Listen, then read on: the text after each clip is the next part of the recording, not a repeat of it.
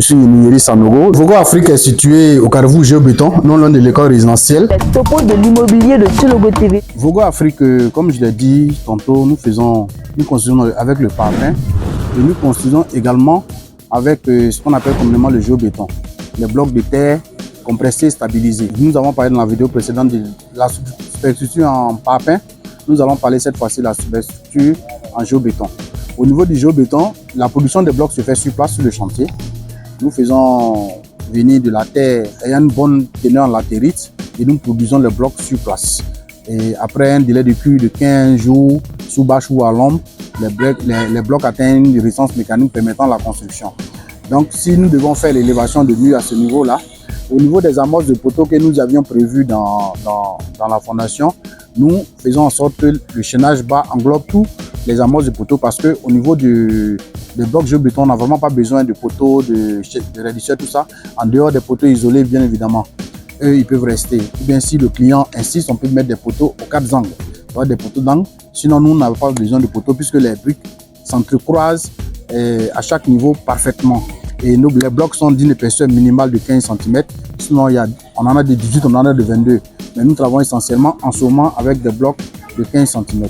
Là, il faut mettre l'accent au niveau des blocs géobéton, c'est la première pose. Ce que nous appelons la première pose, nous utilisons un mortier qui prend moins d'eau. Mais nous utilisons un mortier. Et nous posons la première pose, c'est des travaux qui sont assez lents, assez précis. On prend tout notre temps pour la première pose. De manière à ce que quand on pose la dernière brique, le nivelage doit être parfait. Et après la première pose, nous sortons les portes selon le plan qui nous a été donné. Et quand les portes sont identifiées, on peut procéder au montage. Et nos blocs sont autobloquants, c'est-à-dire qu'ils se montent sans mortier, à sec. Donc au fur et à mesure, nous les emboîtons, le mur monte, le mur monte, le mur monte au niveau des allèges. C'est parfait, c'est pareil pour les parpaings. Nous déterminons quand même la hauteur que le client veut, soit 1 mètre, soit moins. Et nous sortons les fenêtres. Les fenêtres aussi vont jusqu'à 1 mètre de hauteur. Et au terme de 2 mètres, 2 mètres 10, 2 mètres 20, nous faisons ce qu'on appelle des linteaux à chaque porte et à chaque fenêtre. On n'a pas besoin de faire un couronnement avec un chaînage haut sur tous les murs.